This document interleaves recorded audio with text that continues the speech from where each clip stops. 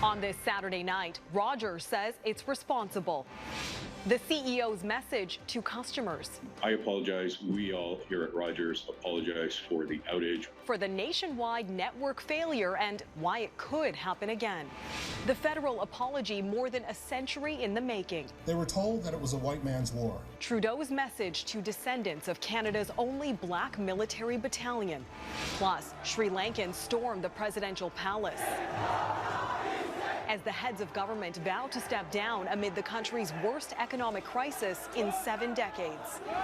And suiting up the stars. Once you meet one, they all talk, you know. The master tailor in BC bringing Hollywood to his home.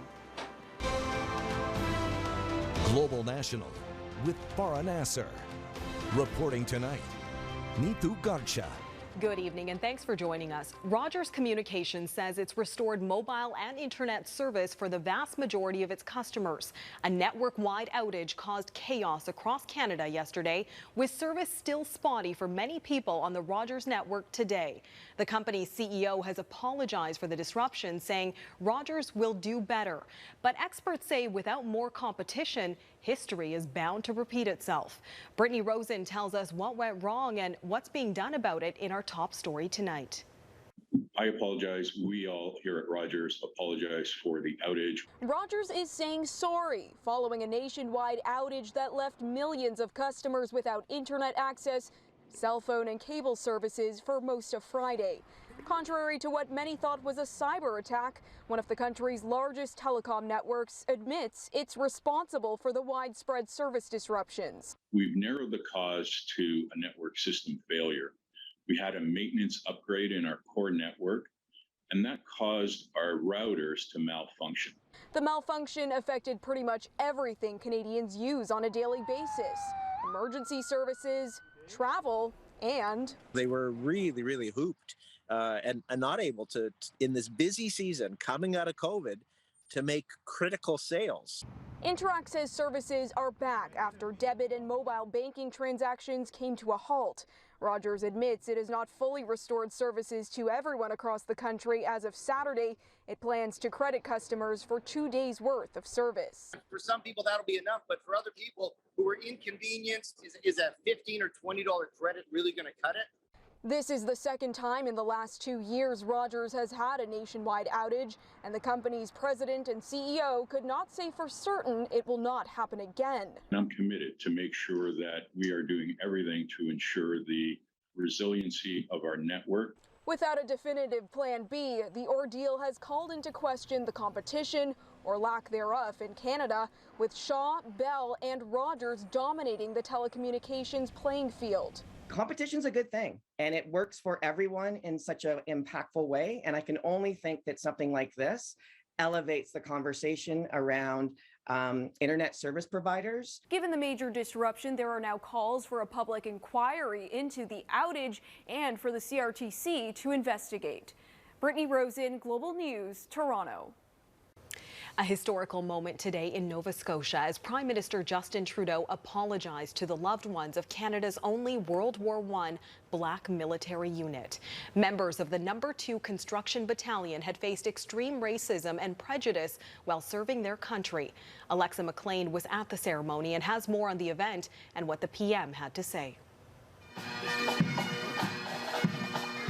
The streets and stands of Truro, Nova Scotia were filled with hundreds of people who came out to be part of a moment in Canadian history that Prime Minister Justin Trudeau acknowledged was decades overdue. I am here today to offer the Government of Canada's official apology for the appalling way these patriots were treated.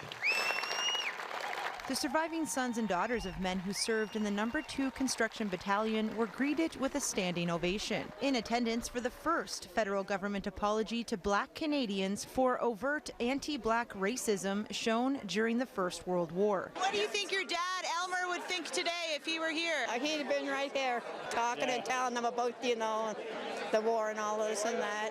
When World War I broke out in 1914, black volunteers flocked to sign up at military recruitment offices, but were denied the right to serve their country. In repeated acts of discrimination and racism, almost every single black volunteer was turned away. That led to an onslaught of pressure from Black community members lobbying the government to overturn a racist policy. While they weren't allowed to fight on the front lines, they did form a labor battalion that played a critical role in building and maintaining military infrastructure overseas. This is my father, Percy Richards. He's the member of the battalion. Well, the main thing that struck me today, that almost brought me to tears, was the apology. And knowing that they did do something, right, in the First War. A part of Canada's history that's no longer in the shadows. For the blatant anti-Black hate and systemic racism that denied these men dignity in life and in death, we are sorry. Alexa MacLean, Global News, Truro, Nova Scotia. Protests in Sri Lanka have pushed the country's president and prime minister to announce their resignations. The island nation is in the middle of its worst economic crisis since independence in 1948. In recent days, the government ordered schools and businesses closed in an effort to keep people out of the streets. As Mike Armstrong explains, it didn't work. The pressure in Sri Lanka has been building for months. Saturday, it boiled over. Protesters and police facing off, with protesters pushing harder. Ignoring tear gas and warning shots, the crowd was able to force its way past police into the home of the president. Thousands entered the building after it was abandoned by security. Some even went for a swim. This man says the luxuries in the home are a waste of national resources and show the government isn't working for the country. Now, in advance of Saturday's protests, the president left his home Friday. The pressure on both he and the prime minister to resign has been growing daily. We must chase them out, this protester says. They must go. It's time to think of the country. The pressure appears to have gotten to both men. The country's parliamentary speaker says the president has agreed to step down next week, and the prime minister's office Saturday issued a statement saying he's willing to step down to make way for an all-party government to take over. Today, the people show the nation and the international community the power of the people. Sri Lankans are suffering. There are shortages of food, fuel, and medicine, and prices are skyrocketing. And bring down the inflation. The head of the central bank said this week inflation was up more than 55% since last year and predicted it could hit 70%. There's also no relief coming. The president said this week inflation could be around until the end of next year. Critics blame corruption and mismanagement compounded by the pandemic. The situation in the country, one critic says, isn't a cautionary tale. It's a horror story. It's also still being written. Overnight, the Prime Minister's residence was set on fire. Mike Armstrong, Global News. The body of former Japanese Prime Minister Shinzo Abe arrived in Tokyo today, a day after he was assassinated by a lone gunman while on a campaign stop. The motorcade brought Abe's body to his home, where a vigil will be held on Monday. A private funeral is scheduled for Tuesday. Police are still trying to determine the suspect's motive for shooting Abe, but told Japanese media today he believed Abe was connected to a religious group he blamed for his mother's financial ruin. He allegedly spent months planning the attack and previously attended other Abe campaign events, including one the day before the shooting. Several communities in northern Canada are under evacuation alerts this weekend as hundreds of wildfires continue to ravage large parts of the region. In Yukon and Northwest Territories, more than 250 fires are currently burning, with fears that number could grow as dry conditions and scorching heat are expected to continue into next week. Environment Canada has issued heat and air quality warnings for parts of the region. Yukon has also issued a territory-wide travel advisory as some fires come dangerously close to key highways. Dozens of BC firefighters are helping to battle the blazes, with more said to be on the way. In the U.S., hundreds of people have been evacuated near California's famed Yosemite National Park as the so-called Washburn Wildfire continues to grow. It has scorched more than 280 hectares since sparking on Thursday and is now threatening some of the largest trees on Earth. As Jennifer Johnson explains, the fire is being seen as another result of the mega drought that continues to bear down on the region. Hundreds of firefighters are desperately trying to stop the spread of the Washburn Wildfire in Yosemite National Park. But Mother Nature's high winds continue to fuel the flames. As the fire rapidly spreads, the Red Cross has set up a shelter for hundreds forced to evacuate. If anyone needs a place to stay, food to eat, water, information, they can come to our shelter. Firefighters are desperately trying to save Mariposa Grove, home to some of the oldest trees on the planet. This is one of the most visited spots in Yosemite, with 500 giant sequoias standing tall. It's some of the oldest trees that there are. There's trees that are 2,000 years old. They're massive giants when you stand next to them. The Washburn fire is one of several destroying thousands of hectares in California. Residents have been forced to leave their homes because of the Electra fire near Sacramento and the Butterfield fire close to the Nevada border. For many, evacuations are becoming all too commonplace.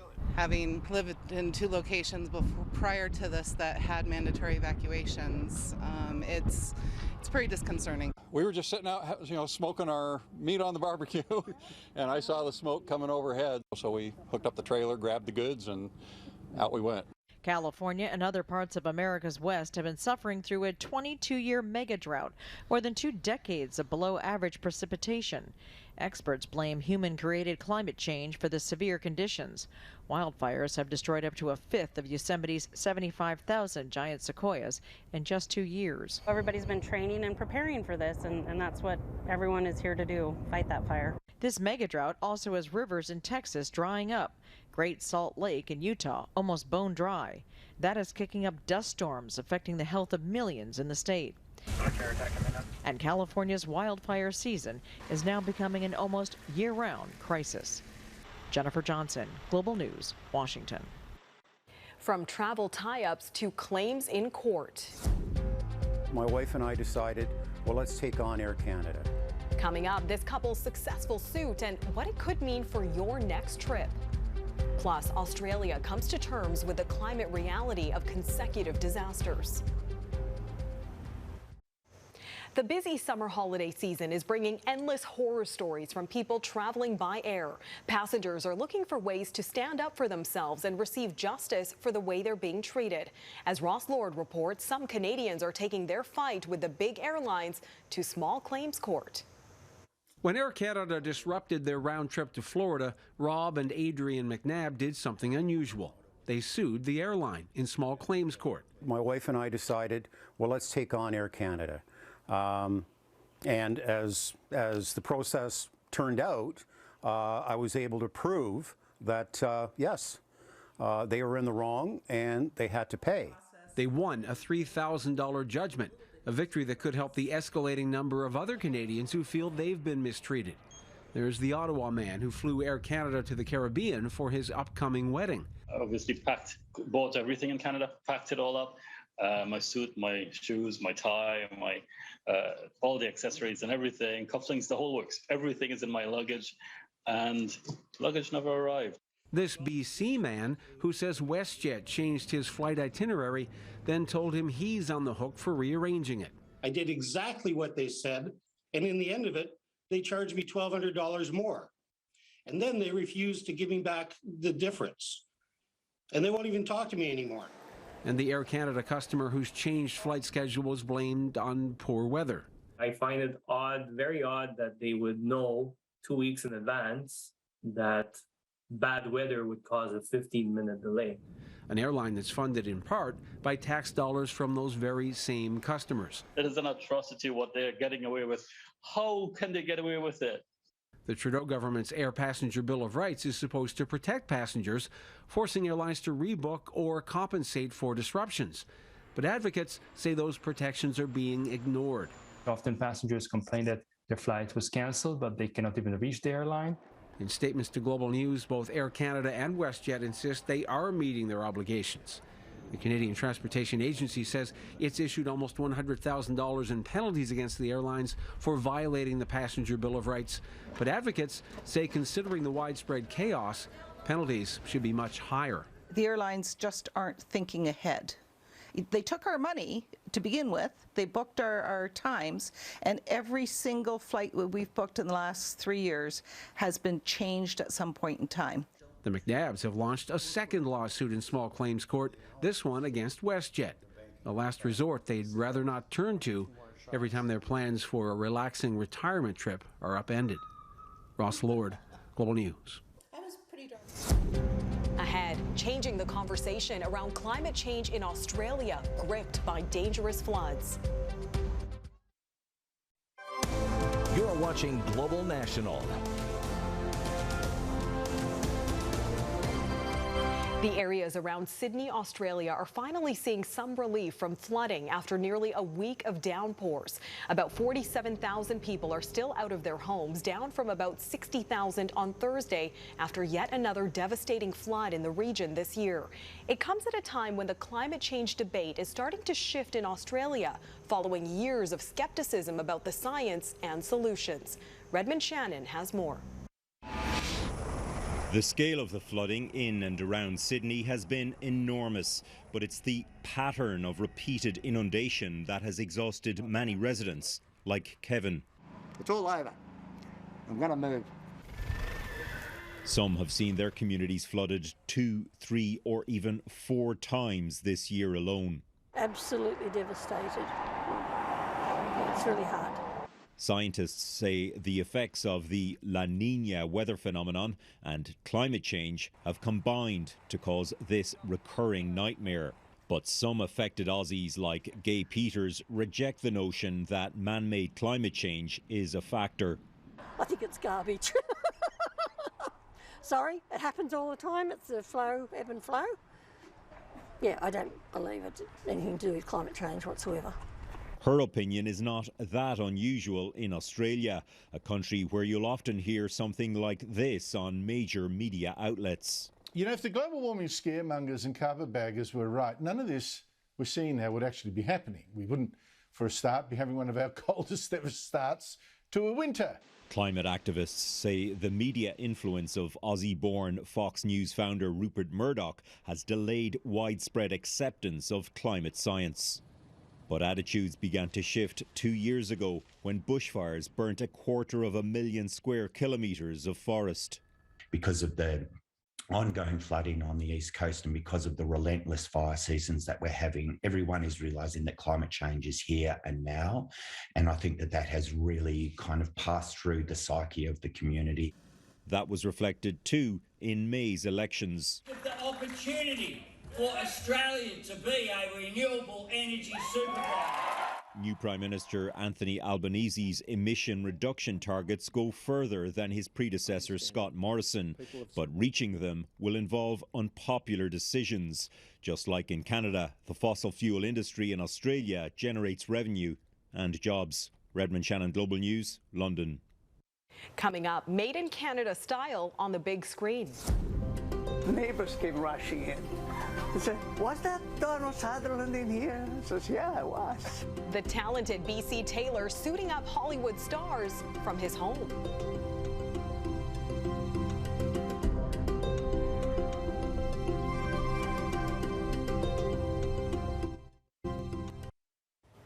You may not recognize Pat Coco, but you've likely seen his work on the big screen. For nearly 7 decades, he's been tailoring suits in Burnaby, British Columbia, and for nearly half that time, outfitting big stars. As Jay Durant reports, living in Hollywood North means he's become the go-to guy for many TV and film productions. We're making a tuxedo here. Chances are you've seen Pat Coco's craftsmanship on the big screen. Burnaby's Tailor to the Stars has been designing custom suits for film and TV for almost 30 years. That's Leslie Nielsen. Yeah, this Ben Affleck, this Ray Liotta, that's Nick Nolte, and of course this late Robert Williams. And he comes out without his shirt. And when I saw him, I says, "Holy smokes, where'd you get all that hair? I was up on my head." It all started when a movie costume designer saw one of his suits in a local store. Word about the quality of his work got around pretty fast. So once you meet one, they all talk, you know. Coco's promising start as a young tailor hit a small speed bump in the 1980s when he briefly found himself unemployed. I wasn't going to lay down and die. I was going to rebuild. So he kept designing for customers in his mother's basement before moving to the double garage.